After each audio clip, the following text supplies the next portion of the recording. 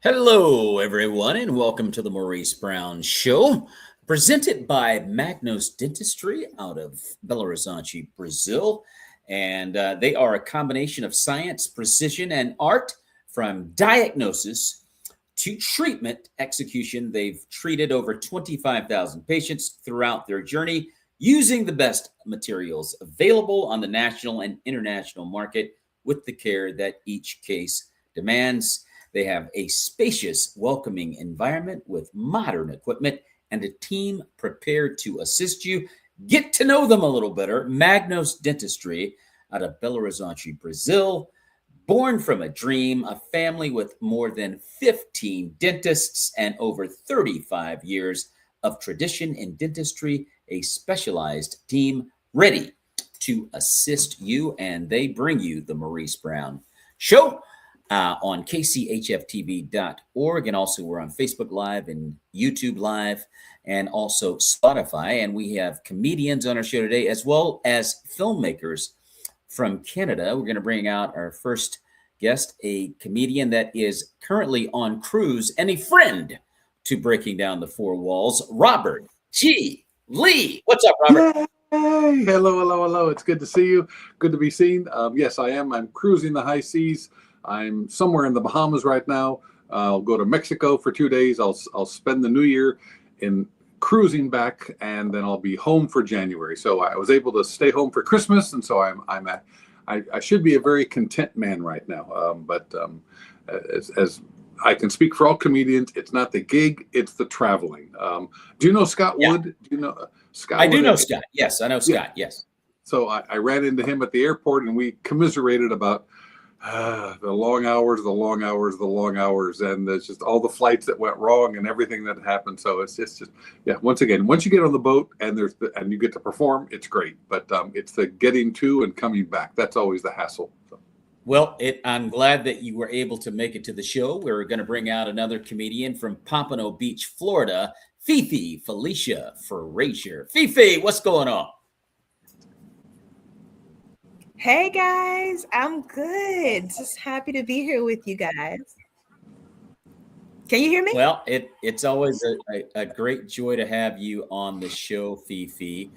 We are going to have some filmmakers from Canada join us right now.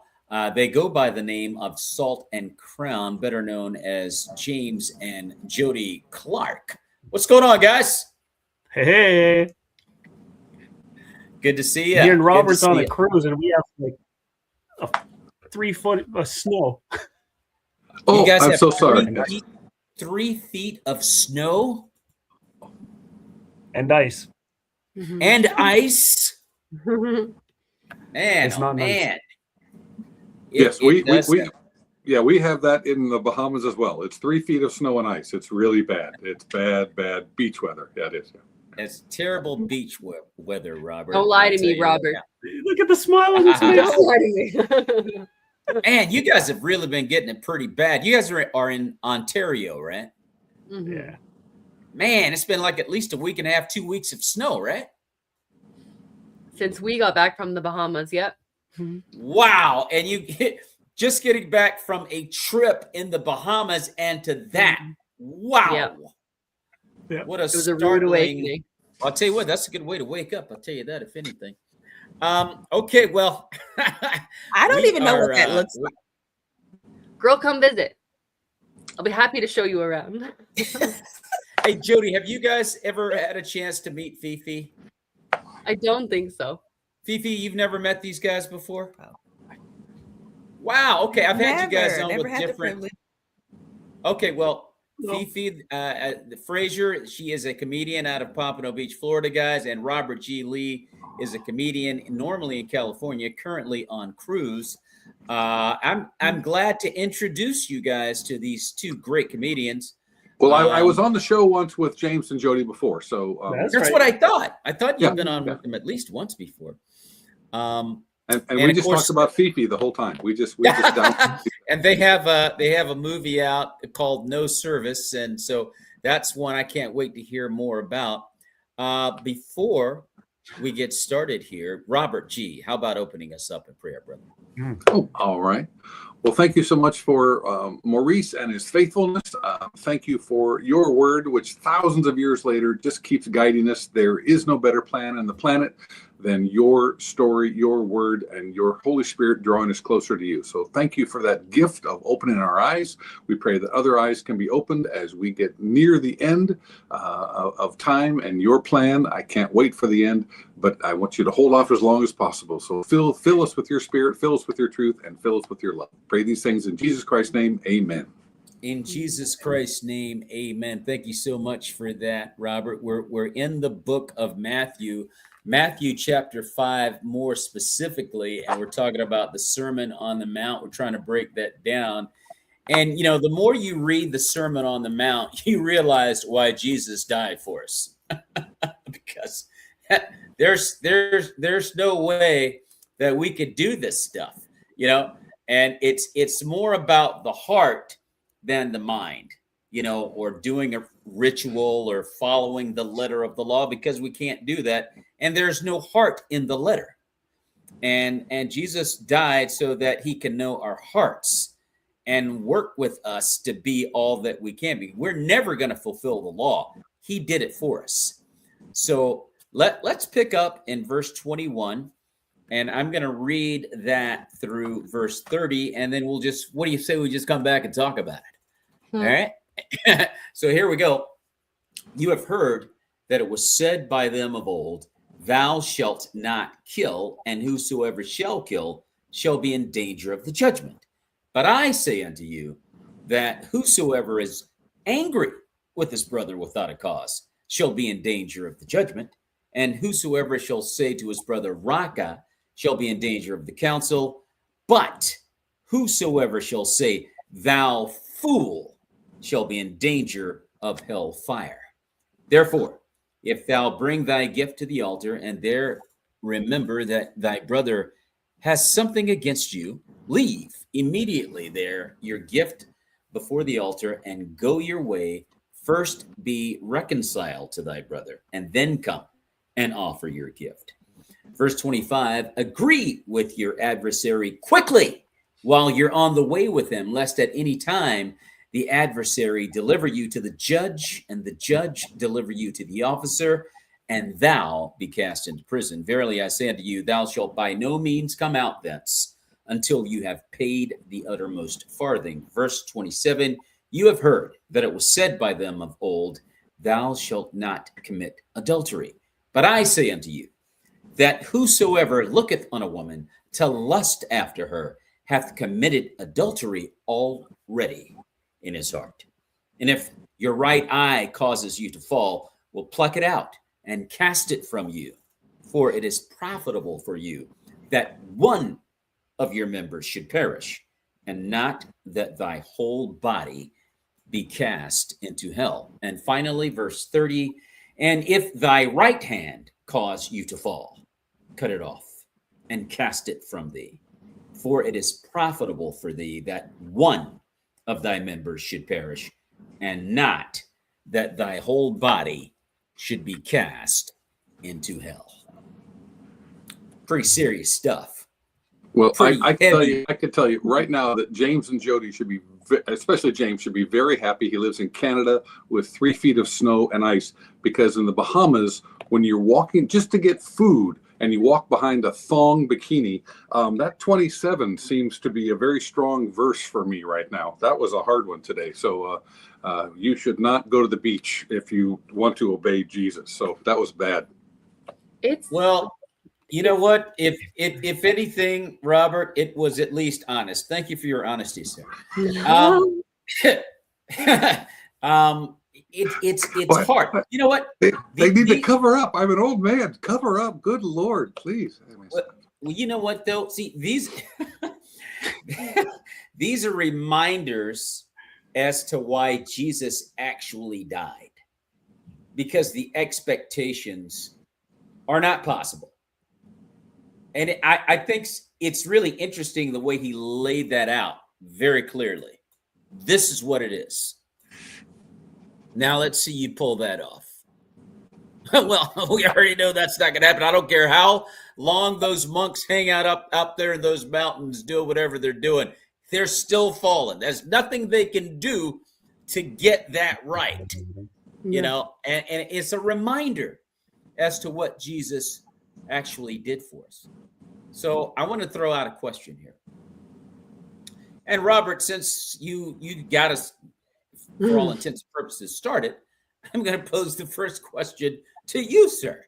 And that question would be, do we fully realize that by holding anger is like murder? Well, no, we don't. I think people rationalize. We rationalize our lives. It's like, well, I'm a good person, and I may have been angry, but I got over it. What Jesus is doing here is he's like you said at the beginning. This is why he died for us. That's just a big statement. But when you start off with this, you end that with, well, then we're all doomed. And the answer is yes. You're right. You are, whether it's anger, whether it's lust, whether it's agreeing with your enemy, we're all doomed. There is no way to fulfill any of this.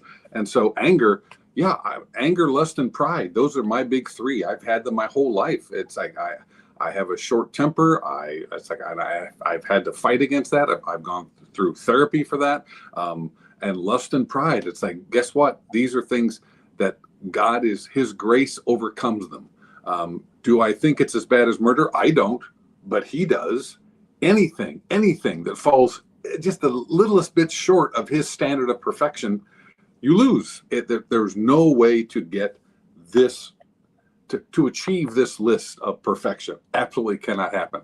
And so the point that you're left with is then, what can I do? And his answer is very simple. Come to me. That's all you have to do. And I'll take care of it. I'll pay the price for you, which goes back to what you said about why he had to die. He had to pay the price for our incompetence. It's absolutely impossible. So but it's still very sobering when you're a human and you go, man, I fall so short every single day. And if you don't realize you fall short, you're rationalizing your behavior. Well, and I find it interesting where he says, whosoever is angry with his brother without a cause. You know what I mean? And then you stop, you know, there are people that make us, I guess, quote unquote, justifiably angry. But Fifi, have you ever just gotten angry with someone for no good reason? You might not even know why.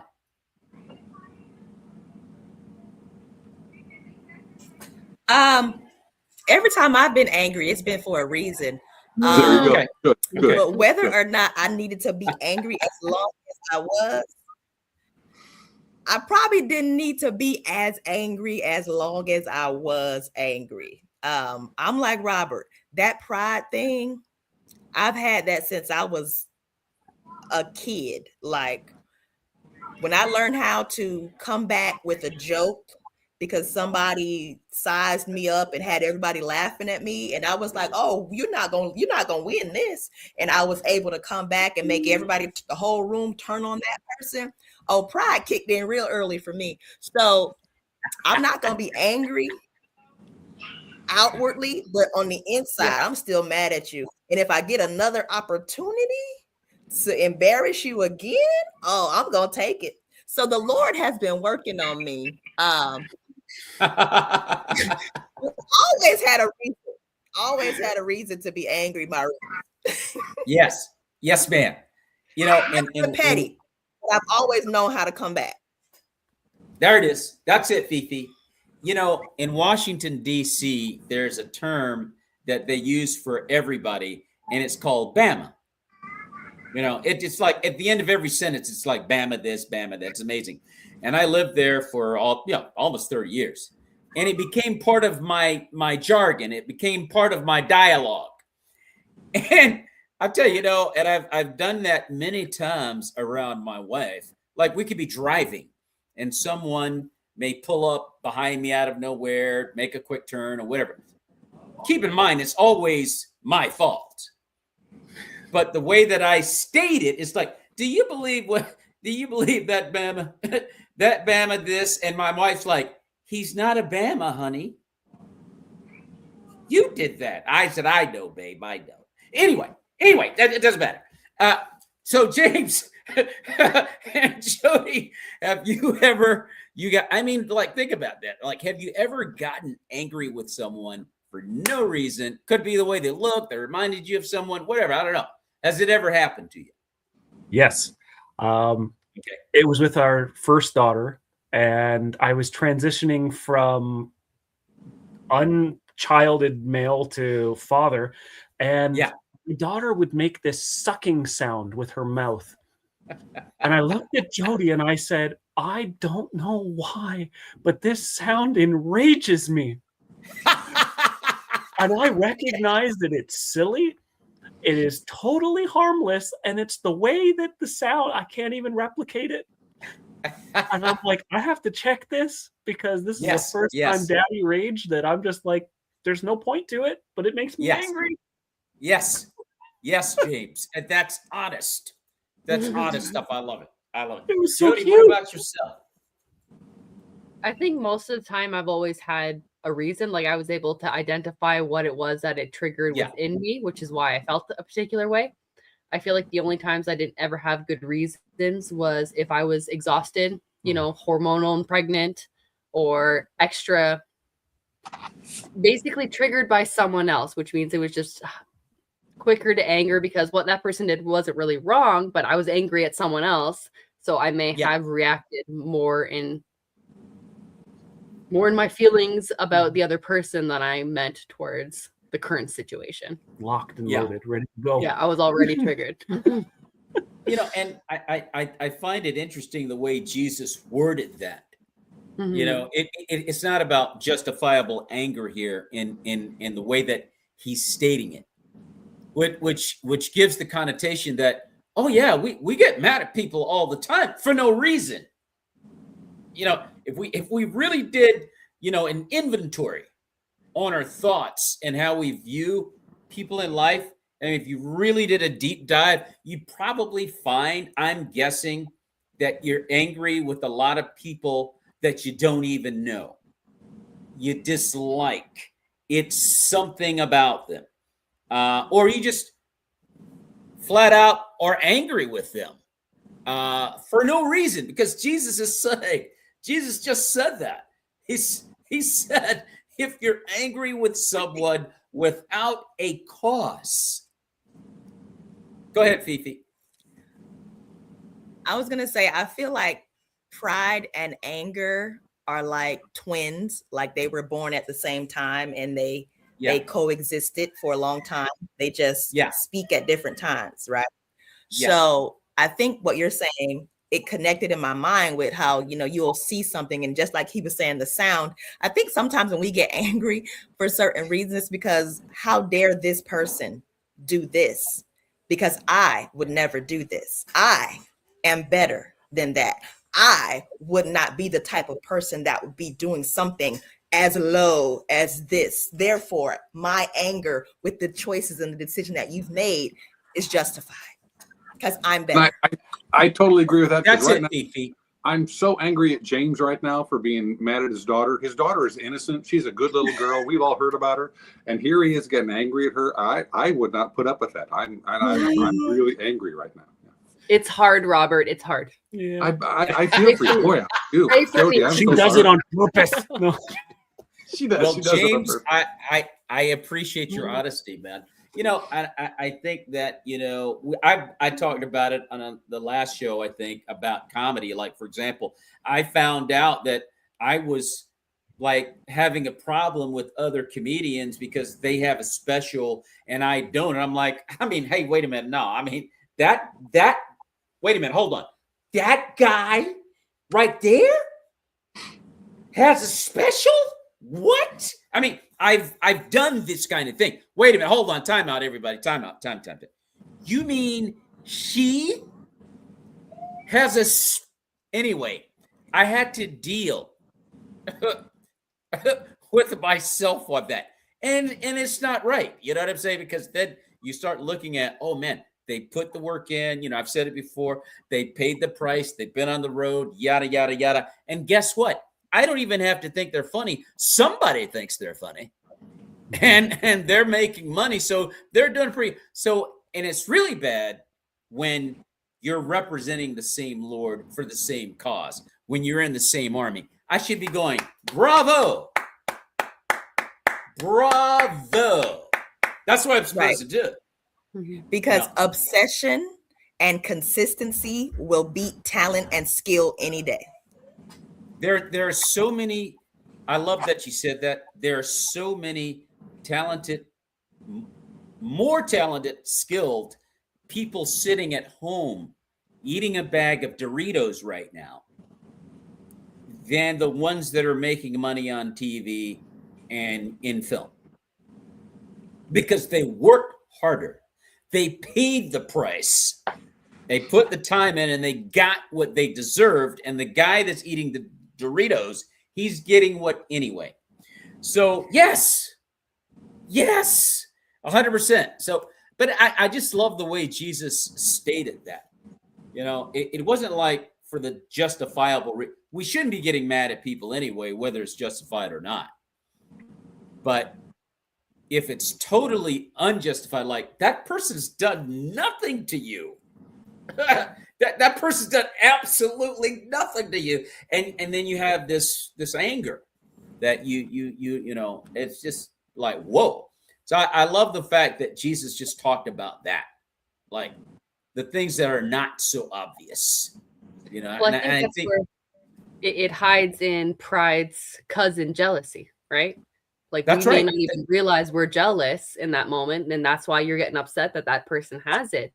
Because jealousy, it hides really well under anger. It likes to put a mask on of anger, but truly the root of it is jealousy. Mm-hmm. Yes, so we've got pride and anger are twins, and then their cousin is jealousy. Yes. That's the problem. My family reunions, this is who I live with all the time. Yes, these are all the people. Exactly. The family tree.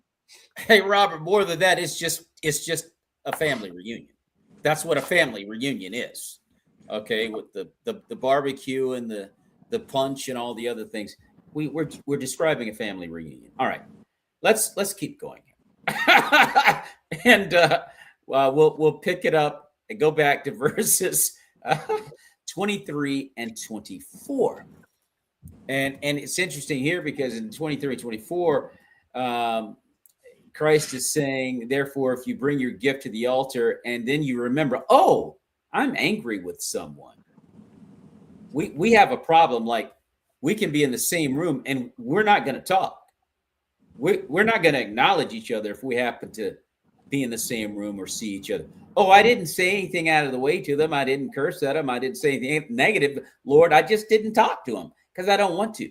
But that's not acceptable in God's eyes. It's acceptable at our eyes, but that's not the way that, and that's what he's saying in 23. He says, and so if you happen to remember this, you know, Christ is saying, just leave everything. Leave it right there on the altar and go find the person and let's get this thing straight. So I'm gonna go to you, Fifi, on this one. And does this mean, Fifi, that if you realize you have division with someone, that you are to stop everything and attempt to reconcile the division? See, I didn't want you to come to me with this one, Maurice. Yes. I didn't particularly want this question. I felt it rising. I felt it rising. I do pretty well, you know, with reconciling. Okay. I consider myself, you know, healed in a lot of places, and I'm able to, you know, admit when I'm wrong. That's it. That's it. One particular situation that the Lord is still working on me with. And it burns a little bit with this question you just gave me. Give you a little context. My father passed away, and this young lady came to my father's funeral and caused an entire scene. And I haven't been to this young lady since then. I've seen her twice. Yeah. Okay. I purposely did not speak to her, and I said to someone who knows mutually that I'm not going to speak to her. Yes, ma'am. That Yes. if I Yes. speak to her, it Right. would have to be initiated from her, and it needs to start with an apology. Yes. So Yeah. Conditions, Fifi. right. So the Lord is okay. But see now that you throw this question at me, Yeah. Yeah. I feel like Mhm. You have to leave the show and go apologize. Ah. if an opportunity presents itself again, okay, because I've had a few, but I was like, Yeah. not today, Jesus, not today. Yes, ma'am. Yes, ma'am. That's it, Fifi. If another opportunity, I may attempt a conversation. Okay. I got it. I love it. I love it. So Robert G. Lee, Mm. does this mean that you have to literally, if it should occur to you, say, whoa, wait a minute, I have strife with this person. We don't get along. That you have to drop everything and immediately go make that thing right. Yes, I believe Fifi should get off the air and go apologize to the person. That's what I believe. I believe that is absolutely true. No, I don't.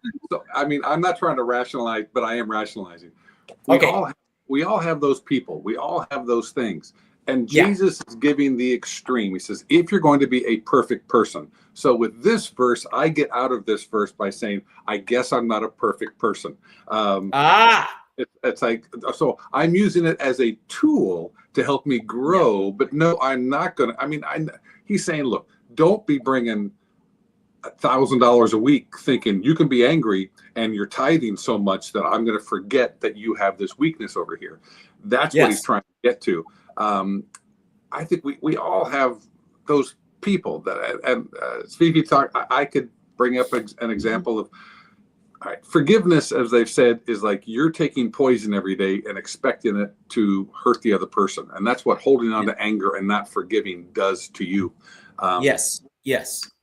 So there's 4 stages. My wife and I are doing marriage retreats now, and there's 4 stages when you are hurt. And this is what happens. So she got hurt. I've been hurt. We've all been hurt by people. But so first, you are allowed, and I think God, this is just, it goes to you're allowed to hate what happened to you. Mm-hmm. You're allowed to feel the hurt. Okay. Then you heal.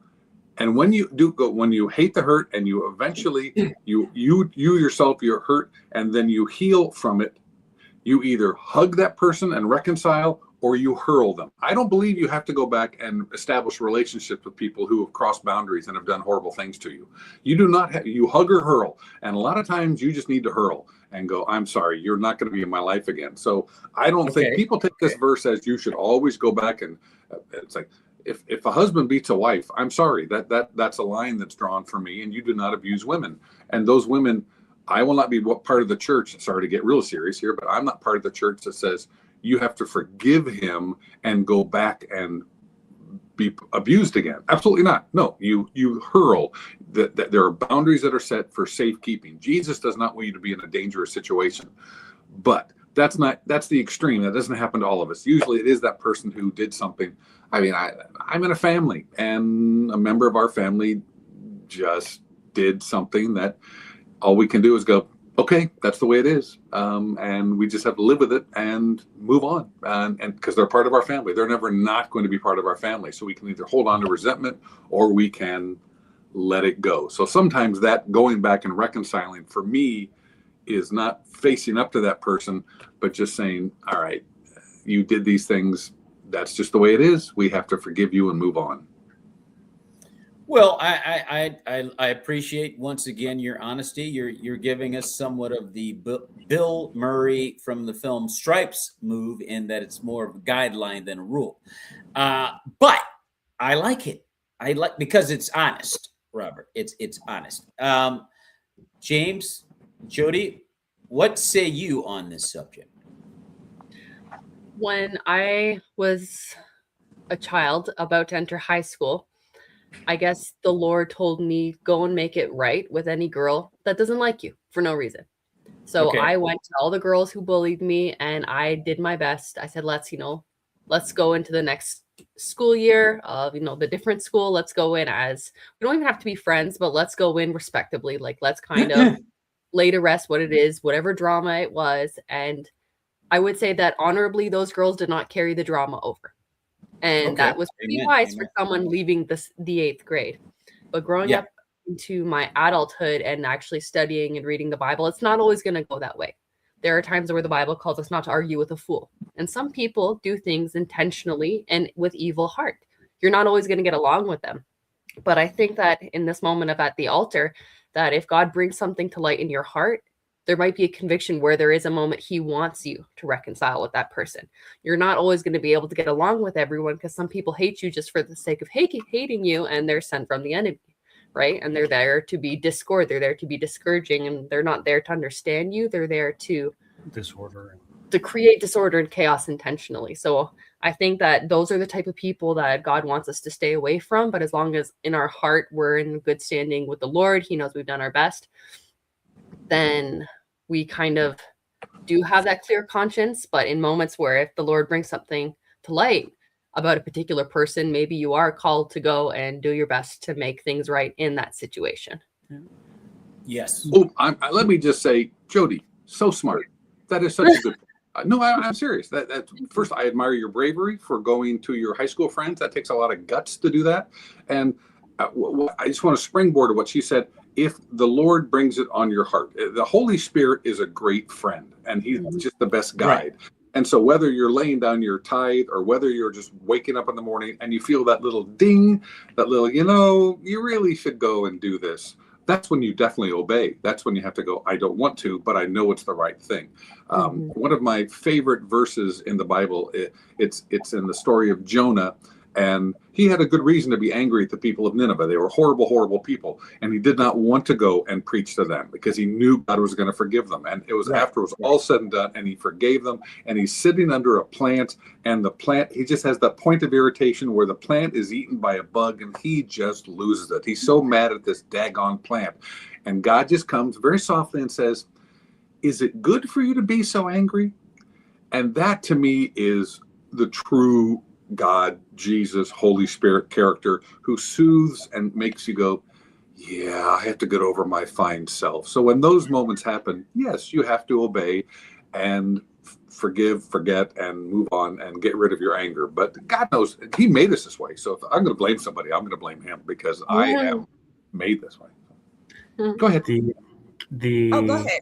The thing I wanted to springboard off, Jody, was my daughter. No, I'm just we have like a moral litmus test when we think someone's hurting us, and we'll take it to prayer and bring it to the Holy Spirit. And when that person goes through our litmus test of where is their moral compass? Did they do this on purpose? Did they do this out of things? And we find out who they are. I'll just say, for instance, we'll call them a wolf. I mean, there's a wolf in sheep's clothing.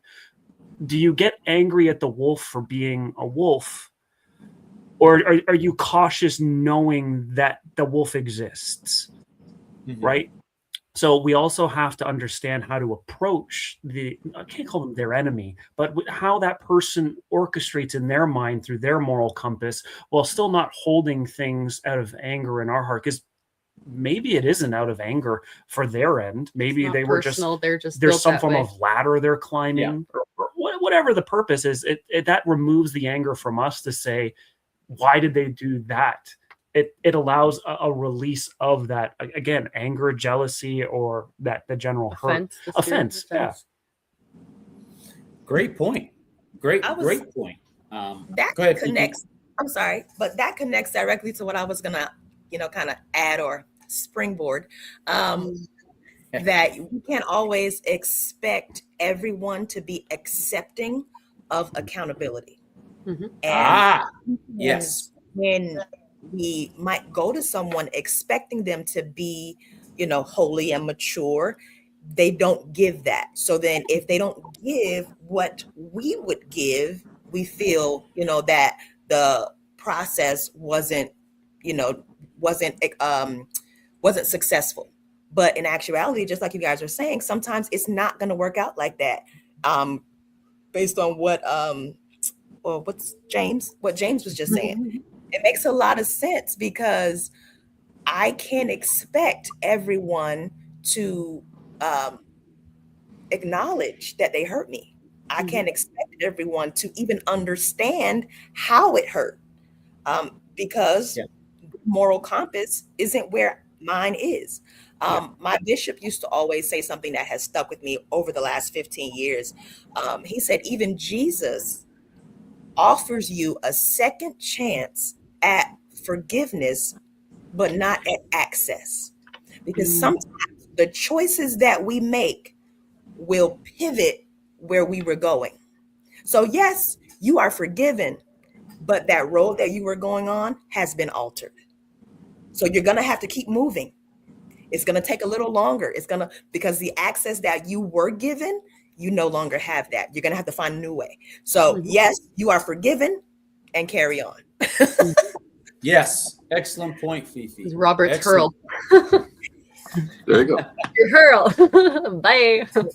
That's it. That's it. That's it. No question about it. So we move on to the next verse, verses 25 and 26. And Jesus is really, holding our feet to the fire here. He says, agree with your adversary quickly while you're on the way with him, lest at any time that adversary deliver you to the judge, and the judge deliver you to the officer, and you be cast into prison. Verily, I say unto you, you shall by no means come out until you have paid the uttermost farthing. So Jesus again here is emphasizing reconciliation. And reconcile while you have the opportunity. I'll forgive him, but I'll give it about a week or two until I'll get around. I'll do it. He's not gonna do it now. Okay. I gotta sit in this anger for a little bit. Okay. So that doesn't fly with Jesus. He's saying you have an opportunity to get this thing. This thing could actually turn on you. You're walking around so big and bad like you didn't do anything. Maybe you did. But whether you did or you didn't, I don't think Jesus is looking for guilty parties. He's looking for reconciliation. And I think a lot of times we get mad and we just like the way we're making the other person feel because of whatever it is.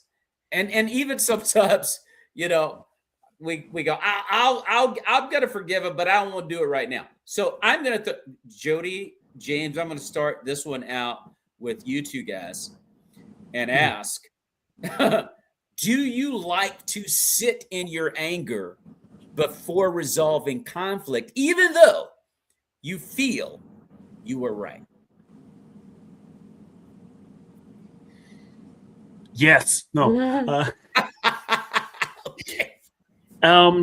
Listen, anger is an emotion, and there's been some times I don't like airplanes, and I've gotten to the point in travel that there's about one thing on an airplane I really don't like, and it's the takeoff. And the last couple times have been great, but this last particular time, my emotions were already triggered going onto the flight, that when the takeoff happened, I was shaking. I'm holding seat belts, and my daughter is sitting beside me, encouraging me. And I look at Jody and she's like, you're really stressing out. And I'm like, I am a fully lucid grown man. And I know I am in this moment losing control of all of my emotional skill sets. I am having panic attacks. I'm shaking, and I cannot control this. I just have to see this through. And it was coming to peace with knowing that was happening. I think the same thing happened with anger. When we are angry, it's not that we can control it. It's not something that can be controlled, but it's having that sense to say, I need to remove, sit at least for the moment to reflect, hopefully, and pray to it again, come into these conclusions ourselves to either forgive the person in your heart, or it's coming to your own sense of neutrality, that you're then able to have a conversation and not an argument, or to hold things personally out of anger. So I mean, it didn't help on that flight. The gentleman in the seat across from him pointed and laughed at his panic attack as well. They literally roared in laughter, which didn't make him feel any better. That made me angry as well. I'm just saying that made me angry. That fueled his anger. Yeah. And I looked at him like, and I was so shocked that it happened. It felt like it was a movie. So I had to remind myself about his feelings and not laugh at the unfortunate situation I was watching play out because there were feelings involved, right? Like normally your mind, as movie makers, you're like, I'm watching a movie because that doesn't happen in real life. You just think that's so unusual. You try not to laugh. But if I had laughed, then the children would have laughed, and then it would have made them feel so much worse, right? Yes. But for me personally, with my feelings, I do my best not to sit in them. I think it's I have a bit of a weak heart, so I can actually feel heart palpitations in ways that they're actual physical, and I don't like to let things fester. So I do my best to go. I isolate. I go to the Lord, and I basically vent to Him. I allow Him to hear my feelings, and I'm like, Lord, I'm angry about this. I'm angry about this. And then I wait until I can feel the peace come back over. I literally give it back to God in that moment, because if not, my kids pulling on my pants, or my kids, mommy, they're going to then get to be, that little bug. They're going to get blood on, you know what I mean? Because someone else wounded me, and then they're going to get blood on, and they really don't deserve that. So I do my best not to allow that anger to sit long. And I even will encourage James, where he's like, do you want to talk about it? I'm like, no, not with you, because you're going to fire me up again. I'm going to get more angry about the situation, right? As opposed to make me feel better about it. You're like, yeah, let's spar it out. I'm like, no, we're either not going to talk about it, or you're going to let me sit with the Lord and deal with it that way until I can rationalize my feelings and get over it. I like to fix, not listen, apparently. So You're stirring the pot. Let's keep talking about it. I'm like, no, I don't want to do that. It's not going to make me feel better. I think one of the best parts was my 3.5-year-old, while I was freaking out, she just looked at me and she goes, "It's okay, Daddy." And she's calming down. It's fine. Yeah. But after I collected myself, I got to use that as a moment for my daughter to say, Daddy was scared, and it's okay to be scared. And you're allowed to have those emotions, but don't ever hold back from doing something because you're scared. If it scares you, do it anyway. There's certain things that obviously, but don't let fear hold you back from something you want to do. So you can't help it. He tried to find a teaching moment in his in the debacle. Yeah. In the debacle. Enough about me. Well, that was an honest expression of your experience of sitting in something. Yeah. But added to that, which I think is very interesting in the two verses, is it's amazing because we don't realize the literal danger that we're playing with when we don't reconcile with me. You know what I mean? It's like, I'll get around to it. I'm mad right now. Okay, I'll do it, but I'm not going to do it now. We even get to that point. I'm not going to do it now, though. I mean, that's we get that bodacious with it, you see. And Christ is saying, hey, get this thing resolved, because it could turn on you very badly. You know, in a way you may not even have imagined. You know what I mean? And the opportunity's right there. You know what I mean? It's right there. I mean, you can get this thing squashed now and move on. And sometimes it's a seed, right, that grows. So I feel like if I don't talk to Jamie about what he's done that's upset me, it'll be a seed, right? And I don't want it to get roots. I don't want to the longer you sit with it and don't deal with it, the more it hurts, the deeper that wound kind of goes, or those roots grow into your heart. So I think that that's what the Lord's speaking to as well, is that, like, don't let this grow roots in your heart, because it'll harden your heart, it'll change your heart, and it'll change you. Yeah. Right? So don't let things fester, because it will have its effect on you. Yes. And you know, Robert, any commentary from you on this point? Oh, I've got about 1,000 things to say, and I'm running through them all.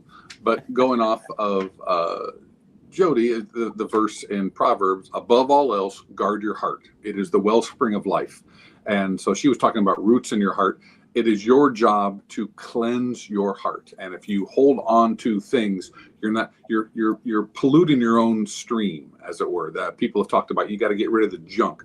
And so in our marriage,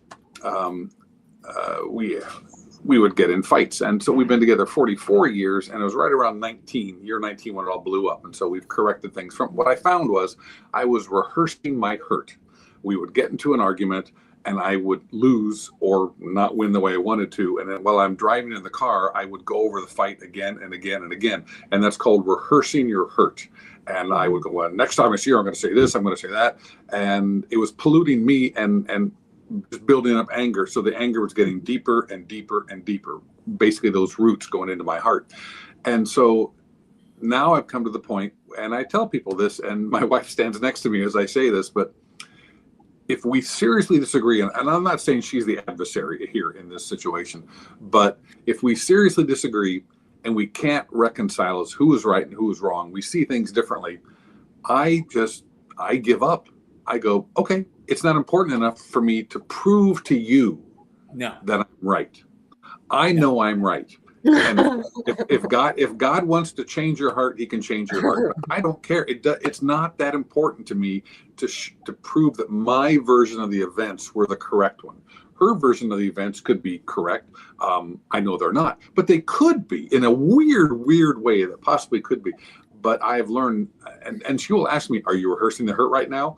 I go, oh, I think I am. I'm going over it in my head, and I just have to let it go. So for me, it's healthier for me in a conflict situation, especially with my wife, to not be concerned. You can be right or you can be married. That is the phrase that has come to bear in our relationship. So you can, and the old phrase is, you can win every battle and lose the war. If I just spent all my time proving to my wife that I was right and she was wrong, I wonder how that's going to go. It just doesn't work in a relationship. So that's just a long way of answering this about the adversary, because I really have a hard time with this verse as far as you must agree with your adversary because it could come back on you, because we take it immediately to an enemy.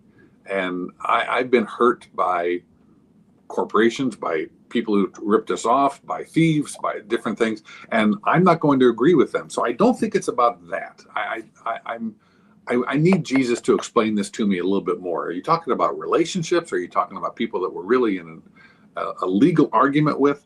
Because my legal argument was, God, this guy, and I don't want to make you mad, Maurice, but I was making a video, and I know you hate people who make comedy videos, but I was doing a show, and we rented the space, we had the cameras, and the guy tried to extort money from me that evening, and I wasn't going to do it, and so I had to do the whole show without filming it. And it was one of those, God, what was that all about? And my friends came up, lawyers said, you could sue this guy because it says right here, we're filming your event, and you have a contract. And God just said, he's a shark. Do you want to get into a pool with a shark? Let this go. And a year later, I did it, and it was better, and it worked out. But it was a really confusing time. So he was an adversary, and I was not agreeing with him. So I don't know how to handle this verse, because I had to let it go. I couldn't hold on to the anger. But I think about that as when God says, let it go, he does have a better plan down the road for you. So, I'm conflicted on this one.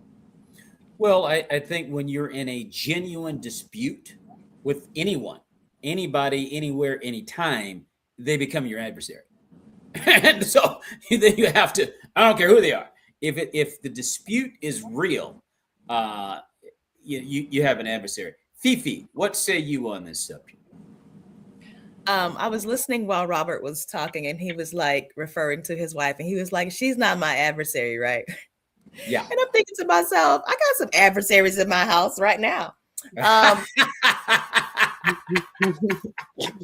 Lord, I tell people this all the time, the Lord sent my son here to prove my Christianity. And he sent my daughter here to humble me. Okay. The big one is 10. That's the boy. And the 6-year-old, that's the girl. Okay. Yes. Yes. My son has literally taught me how to forgive quickly. Why? Yes. Okay. Because if I yell at him, if anything happens, he will literally stand in front of me and say, "Are you still mad? Are you okay now, Mom? Oh boy. Are you- Uh-oh, Fifi. I don't want you to be mad. Yes, But ma'am. I can't go sit down because you're still mad. Is it because you don't love me?" Oh boy. Oh boy. Oh my gosh. So I've Yes. literally learned to process. And then, like you were saying with your daughter, you got to find the lesson in the moment, because he's not going to walk away until, I make it right. And then my daughter, she has like a Doubting Thomas spirit, because she don't believe what I say. She has to test the theory, right? Yeah. So she did this thing yesterday that made me so angry. I said, "The stove is hot." She likes to help me cook. She's like, "It's hot, Mom. It's hot. Do not touch it." And she stood there and went, "Ah!" and ran out the kitchen. And I got so mad. Came back in the kitchen and she was like, "I'm sorry, Mom. I'm so sorry. I'm so sorry." I was like, "Let me see the finger. Let me see the finger. Because I told you not to touch it. And then you touched it. Why did you touch it?" And she's like, "I don't know." And in my mind, I was just like, "Get away from me." But I was like, okay. And I had to process it quickly, because, they're little minds, and the way we respond to them, we can't just be like, "You know what? Get away from me." You can't do that. But I was that person for a very long time when I was younger. I was judgmental and I was angry and I was better than most people. And this is just me, right? Baby, after having my children, I realized I had so much work to do. And because of that, I realized, like, they're like my house is like a little microcosm for life. So, the things that I've had to do for my children, I'm learning to do that when I'm in other environments with people who I don't even know. It's like, okay, I've even gotten more bolder with people when I think I offended them. "Hey, I'm sorry about that." As opposed to when I was younger, I'd be like, "Oh, child, if she's mad, she mad. That's her problem." Right. But Right. It's making me more aware of what I do. Yes. Yeah. Well, I love it. I love the commentary. We didn't quite get done with the last verse there, but it's okay. We can continue this discussion at another time. A great discussion we have had before we get out of here, though. Robert G. Lee, tell us a little bit about the cruise you're on and the comedy that you're doing there. Well, the first thing I want to say is I'm going to use Fifi's point of every time my wife gets mad, I'm just going, "Are you still mad? Are you still mad? Are you still mad? Are you still mad? Are you still mad? Are you still mad? I think that's going to work. That's a genius thing. Don't do it, Robert. Don't do it. Don't. No. I think it's wise, work. good advice. I love it. It helped her become a Christian. She wasn't a Christian before she had her son, and now look at her. So I think that's good advice. I'm back with Jesus.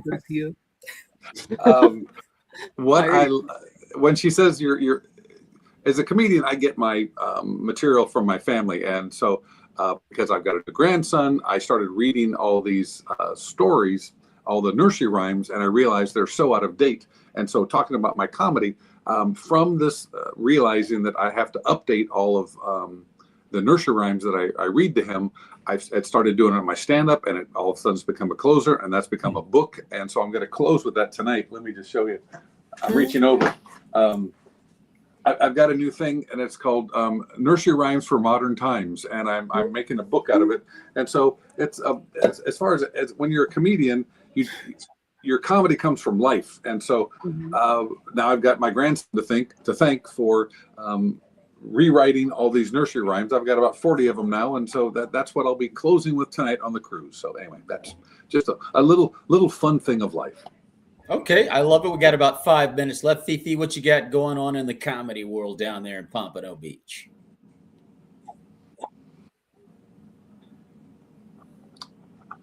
Oh, she Fifi, froze. are you there? I think your screen froze on us. Did you get that, Fifi? Okay. Oh, there. Yeah. What'd you say now? My So screen what- was freezing. What's going on in the comedy world down there in Pompano Beach for Fifi Frazier? Oh, listen, I'm doing a stand-up comedy workshop, and it's going to be a 4-month workshop. It's open to the public, sponsored by the city that I grew up in. I'm working with their arts department, and I've got maybe 5 or 6 of my comedy friends from the local area who are going to be coming in and doing guest spots, and we're going to be helping anyone who wants to learn how to do stand-up. We're going to help them put together a 5-minute set, and we're going to do a big showcase at the end. It's going to be a lot of fun. I'm so excited. So that starts January the 15th. It's called the Fifi and Friends Comedy Workshop. So all right, I love it. I love it. And James and Jody Clark, what's going on with No Service and your other projects? Yeah. No Service, we're finally going to have our in-person premiere with cast, crew, public, whoever shows up. So if you are local to Canada, Ontario, please look us up on saltandcrown.com. The details are going to go live in the next few days about where we will be hosting the event. It'll be a pseudo fundraiser as well. So we're hoping some of our special celebrity friends will be flying out, as long as they don't get snowed in. They want to come and perform, and there will be singing and blooper reels and testimonies, because we got some testimonies on film of what the work did on set. So we're going to be hoping to share that and hopefully raise funds for the full feature. And after the premiere, we'll probably drop it on YouTube, the film, and hopefully bring in enough attention to make the full feature this year. All right. And on my part, my film Unknown Kingdom just got its first win in the Philippines 2 weeks ago at the Shepherds International Christian Film Festival. And so big accomplishment there. And then I've got another nomination in Houston coming up. I can find out what happens there. And we are just about done with my short film Chance. Matter of fact, I think we just finalized it today. So we'll get that thing out to the festivals. And this time I'm going to probably have a premiere first, take the road you guys are taking with No Service for Chance, because this one's a goodie. This one, take a chance. This one is a goodie right here. We're taking a big chance with this one in more ways than one. And also, we want to thank MAGNOS Dentistry out of Belo Horizonte, Brazil, for sponsoring the Maurice Brown Show. And you can also listen to the show in its entirety on Spotify if you've missed it. And also every Sunday at 9 p.m. Mountain on kchftv.org. So until then, everybody take care, stay safe. Happy New Year to everybody out there. I hope you had a Merry Christmas. And may the peace of Christ continue to be with you and your families, guys. God bless.